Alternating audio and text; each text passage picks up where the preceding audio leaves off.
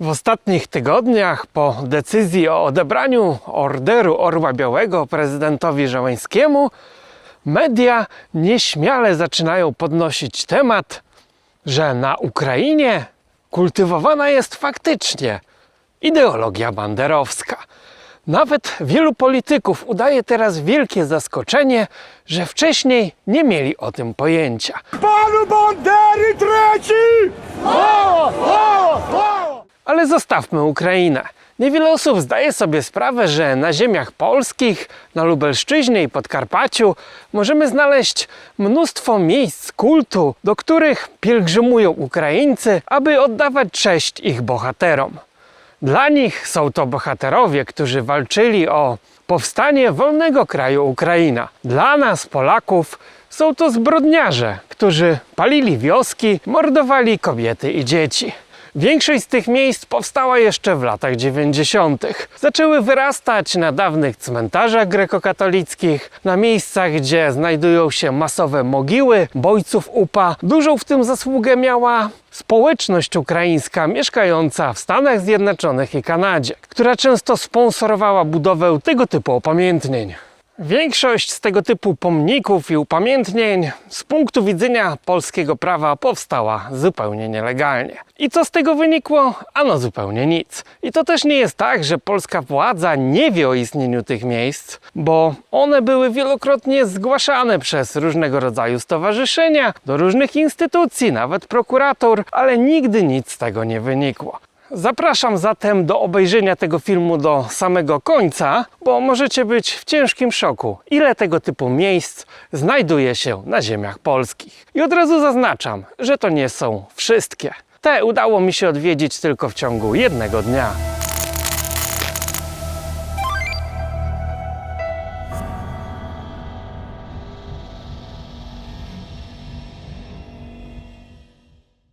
Film ten zaczniemy od chyba najsłynniejszego tego typu pomnika w Polsce, położonego na górze Monastyr. Opowiadałem Wam już o nim wcześniej w jednym z filmów, który znajduje się na tym kanale, dlatego nie będę się teraz rozwodził o nim dłużej. Co zmieniło się tutaj od zeszłego roku, kiedy to oryginalna, wcześniejsza tablica została zastąpiona nową? No widzę, że Nadleśnictwo przywróciło tablicę zgodnie z wolą konserwatora zabytków. Zmianie uległ też tutaj monitoring widza obiektu. Nie ma już kamery na akacji, która tutaj była, a zamiast tego schowano taką bardziej niewidoczną na jednym z drzew, które otacza to miejsce. No i jest to zapewne chyba najbardziej monitorowany obiekt tego typu w Polsce. Pod stałym nadzorem, aby nic tutaj złego się nie wydarzyło. A kto spoczywa w tym miejscu? 2 marca 1945 roku rozegrała się bitwa pomiędzy Kureniem UPA, czyli to jest taki odpowiednik polskiego batalionu,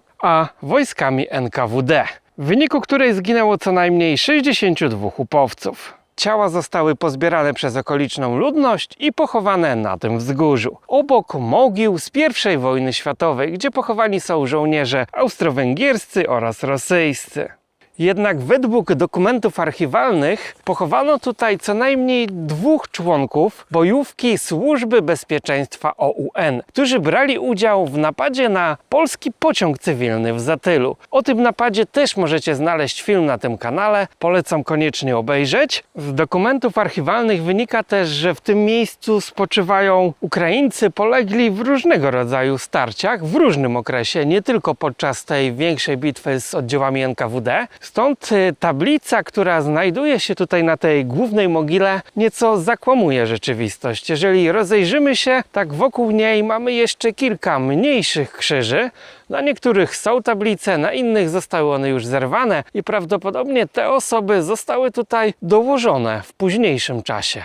Kim byli? Myślę, że Ukraińcy doskonale wiedzą. Może nawet i polscy historycy z IPN-u. Jednak ta sprawa nigdy nie lubiła rozgłosu. Po licznych kwiatach, zniczach i wieńcach widać, że to miejsce nadal masowo odwiedzają Ukraińcy. Byłem w tym miejscu po raz pierwszy jakieś 20 lat temu. I wtedy chyba też pierwszy raz w życiu zobaczyłem czarno-czerwone flagi. Duże flagi, które były zatknięte w ten grobowiec. Wtedy nie miałem zupełnie pojęcia, co one oznaczają. Dziś pewnie takie flagi nie zabawiłyby tutaj długo, ale w tamtych latach mało kto zapuszczał się w te lasy. Tego typu miejsca nie były oznaczone na żadnych mapach, stąd można było sobie tutaj kultywować dowolne tradycje bez obawy, że świat się o nich dowie. Kilkaset metrów od wzgórza mamy kolejne bardzo ciekawe miejsce związane z historią UPA. Znajdował się tutaj bunkier Stiacha, czyli głównego dowódcy UPA. Zginął on w obławie przeprowadzonej przez NKWD w swoim bunkrze. Przynajmniej tak głosi wersja oficjalna. Ogólnie historia tego miejsca zasługuje na osobny film, który być może pojawi się niedługo na tym kanale. Miejscowi mówią, że ten las po dziś dzień jest wielkim cmentarzyskiem i gdyby dobrze poszukać, tak znajdziemy tutaj mnóstwo bezimiennych mogił. Dlatego, że Ukraińcy nie oszczędzali nikogo. Osoby, które zbytnio zbliżały się do bunkra dowódcy, były likwidowane. I nieważne, czy było to dziecko, kobieta czy starzec. Oczywiście nie oszczędzali również swoich, bo te tereny były wtedy w dużej mierze zamieszkałe przez Ukraińców. Mieszkańcy okolicznych wiosek, którzy wybierali się do lasu na grzyby, jagody czy po drewno, często ginęli bez wieści. I w latach 90. na miejscu, w którym mieścił się kiedyś bunkier, Ukraińcy postawili pomnik z tablicą o dość wymownej treści, który miał kultywować pamięć ich wybitnego dowódcy. Dziś po pomniku nie ma już żadnego śladu, został on zniszczony przez nieznanych sprawców, ale odwiedzając to miejsce czasem można jeszcze zobaczyć tutaj jakiś samotny znicz. Przenosimy się kilka kilometrów dalej do Werchraty. Dziś ta wieś słynie z pięknej murowanej cerkwi, ale przed II wojną światową była zamieszkała w większości przez Ukraińców. I to właśnie stąd pochodził Iwan, pseudonim Borys, który był komendantem posterunku policji ukraińskiej w Lubyczy Królewskiej. Oczywiście ta policja była w służbie nazistów niemieckich i to prawdopodobnie jego ciało spoczywa tutaj m.in. w tej mogile. Borys wsławił się wieloma haniebnymi czynami. Oprócz mordowania Polaków ma na sumieniu również wiele rodzin ukraińskich. Zeznania świadków z tamtych lat jednoznacznie mówią, że był to zwykły, pospolity bandyta, który często zabijał ludzi w celach ograbienia ich dobytku.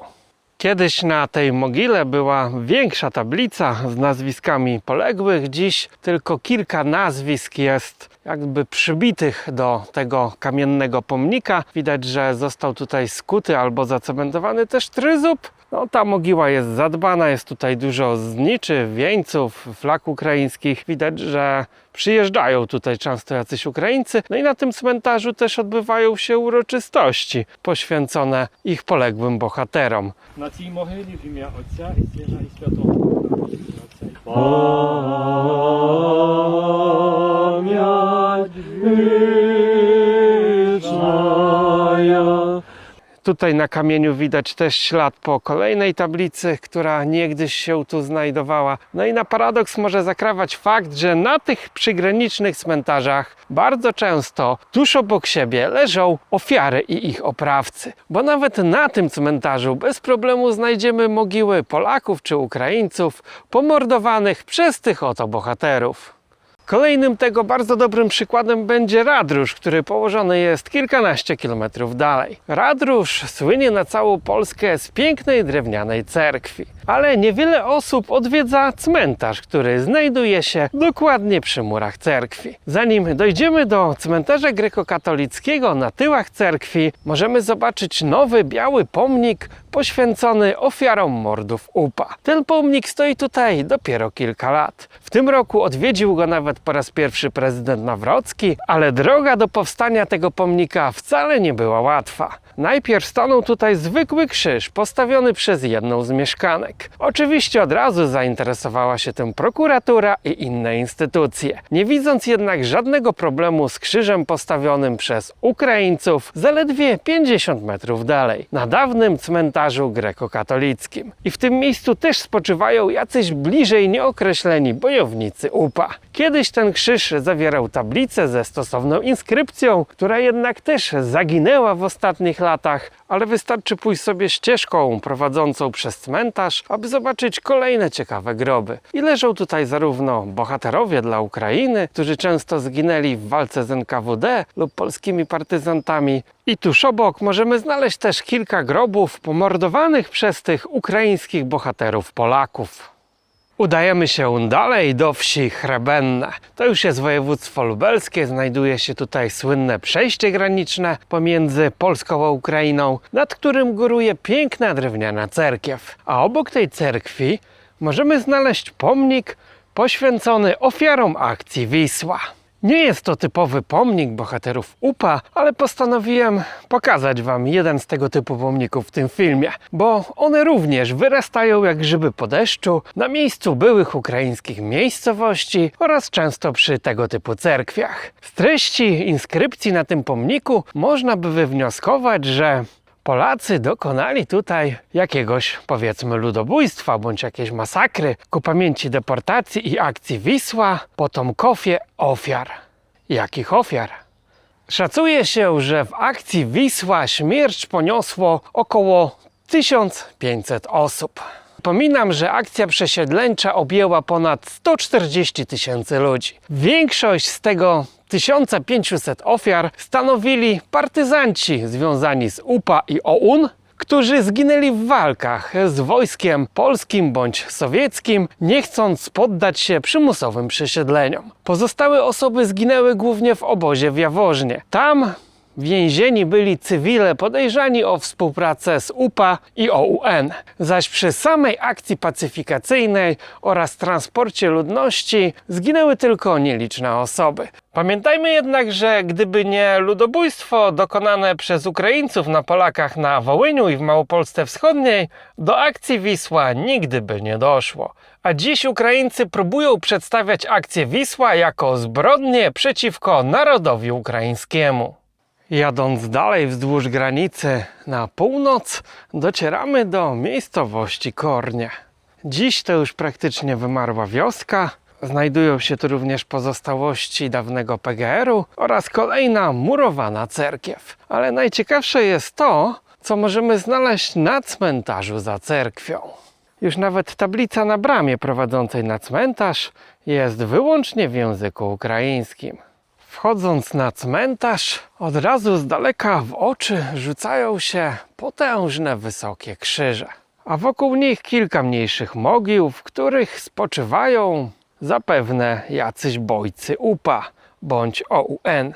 No, z inskrypcji na tablicach, poza nazwiskami i datami urodzenia, nie dowiemy się zbyt wiele. Akurat w tej mogile z tablicy dowiemy się jednak, że 22 kwietnia zginęli oni w walce z NKWD. Pod tymi najwyższymi krzyżami, które są zwieńczone ukraińskim tryzubem owiniętym drutem kolczastym oraz datą 1947, mamy kolejną tablicę, na której napis wyłącznie w języku ukraińskim, co już jest niezgodne z polskim prawem. Wedle prawa polskiego takie napisy powinny być dwujęzyczne, tak jak na tablicy na górze Monastyr, którą widzieliście w poprzednich minutach tego filmu. Tutaj wszelkie inskrypcje są wyłącznie w języku ukraińskim. A napis głosi: bohaterom z Korni, czyli wioski, w której obecnie się znajdujemy, którzy zginęli w walce za wolną Ukrainę. Lata 42-47. Wieczna im pamięć. Pomnik postawiono w 1997 roku, w 50-lecie akcji Wisła. I skoro jest tutaj wyraźnie napisane, że jest to pomnik, a nie mogiła, tak powinien być on zgodny z wymogami prawa polskiego. Obok mamy tablicę z nazwiskami kolejnych Ukraińców, prawdopodobnie z lokalnych oddziałów UPA bądź OUN. Większość z nich oprócz nazwiska ma wyryty tutaj pseudonim, więc ewidentnie byli to partyzanci. Można by było pokusić się o wyszukanie ich życiorysów i historii, bo zapewne są bardzo barwne i myślę, że byłoby o czym opowiadać. Mnie nie udało się znaleźć żadnych informacji o bohaterach, którzy tutaj spoczywają, więc jeżeli ktoś z widzów wie cokolwiek na ten temat, niech podzieli się swoją wiedzą w komentarzu. W dalszej części cmentarza mamy kolejny krzyż, bohaterów, którzy zginęli w walce z NKWD, lata 43-47. Na tym grobie zaś inskrypcja głosi, że ten 20-latek zginął od bolszewickiej kuli w 1945 roku. Obecnie cerkiew została zamieniona na kościół rzymskokatolicki, który chyba nie jest już jednak używany, bo okoliczne miejscowości praktycznie wymarły, ale jak można zauważyć na tablicy zawieszonej na ogrodzeniu przy kościele, remont tego miejsca został sfinansowany z programu Polski Ład. O ile na Ukrainie nikt nie ukrywa się z tym, kim był dany osobnik, stąd tam na grobowcach wprost jest napisane, że byli to członkowie UPA bądź OUN, tak w Polsce z wiadomych względów takie informacje raczej na grobowcach się nie pojawiają. Ale zainteresowane osoby doskonale wiedzą, kto spoczywa w tym miejscu. Jak latami to wszystko stało zarośnięte, opiekowała się tym okoliczna ludność, ewentualnie jacyś Ukraińcy, którzy tu przyjeżdżali. Tak nie wiem, co się zmieniło w zeszłym roku, ale zaczęły być ładowane naprawdę olbrzymie pieniądze w renowację tego typu miejsc.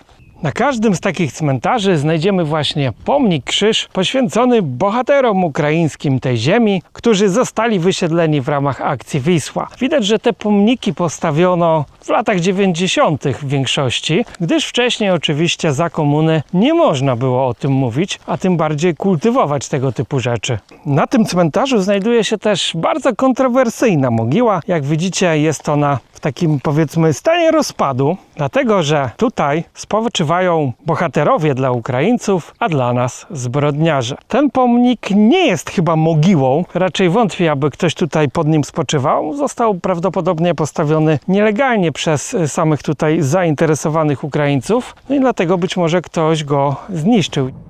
Bez wątpienia jednym z ciekawszych miejsc w dzisiejszym zestawieniu jest mogiła poświęcona partyzantom UPA we wsi Białystok. Nie mylić się z Białystokiem na Podlasiu. To miejsce położone jest na odludziu, ciężko jest tutaj trafić. Nie dojedziemy chyba do samego końca dzisiaj samochodem, bo trochę popadało, więc będę musiał się kawałek przespacerować. Do II wojny światowej w tych krzakach położonych wśród pięknych pól mieściło się jedno z najważniejszych sanktuariów grekokatolickich w tym regionie, nazywane Sanktuarium Maryjnym w Radkowie. Obecnie teren ten należy do wsi PGR Białystok, ale jeżeli zagłębimy się w te krzaki, tak pośród tych monstrualnych drzew możemy znaleźć bardzo ciekawy pomnik. Nikt nie wie, kiedy powstało tutaj to sanktuarium. O znaczeniu tutejszych odpustów świadczy chociażby fakt, że w latach 30.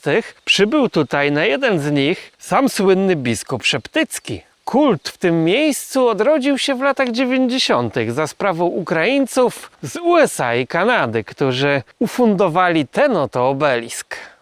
Jest on poświęcony 41 ukraińskim partyzantom z UPA poległym w walce z NKWD.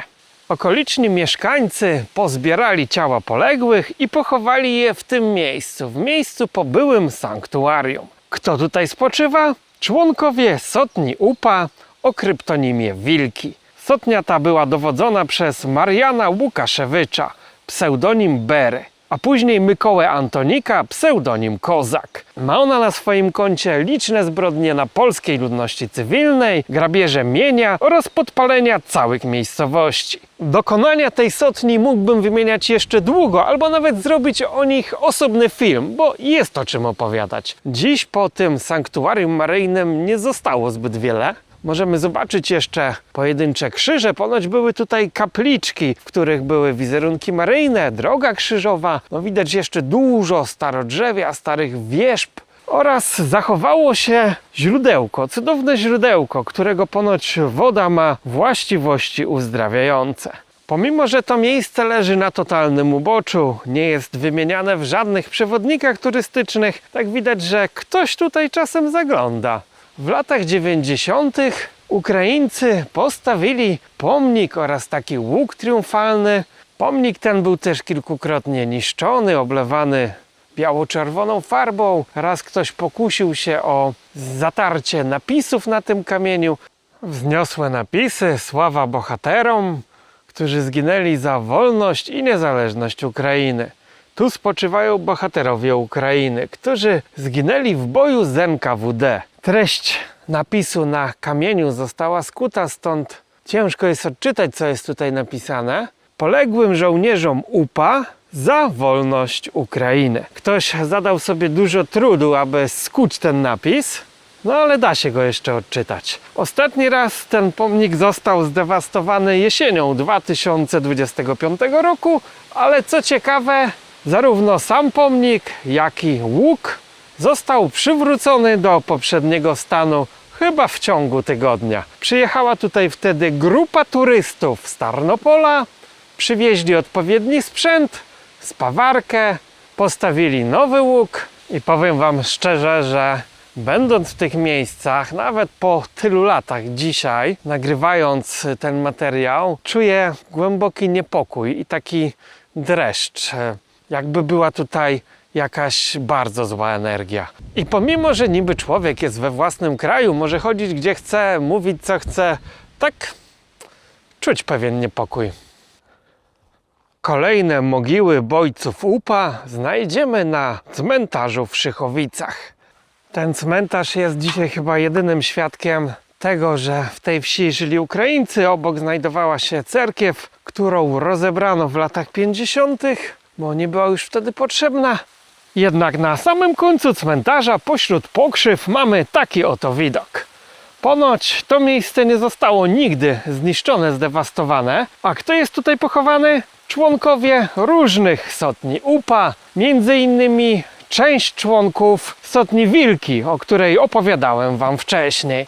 Pomordowanym za wolną Ukrainę. Tak głosi jedyny napis, który znajdziemy w tym miejscu. Na drugiej zaś tablicy mamy wypisane nazwiska kilku poległych i to wszystko, nic więcej. Myślę, że te pokrzywy skrywają jeszcze nie jedną tajemnicę i być może kiedyś ktoś pokusi się na oczyszczenie całkowicie tego cmentarza. Te chaszcze być może odkryją jeszcze jakieś ciekawe groby. Jako ciekawostkę dodam, że na tym cmentarzu znajdziemy też symboliczny już grobowiec ukraińskiego proboszcza, który został świętym męczennikiem. Proboszcz Sergiusz Zacharczuk został zabity podczas II wojny światowej przez żołnierzy Armii Krajowej. No a jego szczątki, jako że są święte, zostały przeniesione gdzieś w bardziej godne miejsce. Dodam jeszcze, że na tym cmentarzu możemy znaleźć mogiły cywilnych mieszkańców tej wsi, którzy zginęli z rąk AK. Ta wieś, tak jak i pobliski Sachry, padła ofiarą odwetowej akcji Armii Krajowej, która postanowiła zlikwidować zagłębie UPA. Ale to już jest temat na zupełnie osobny film. Miejsca, które mogliście zobaczyć w tym filmie, nie są jedyne, bo jest ich dużo więcej.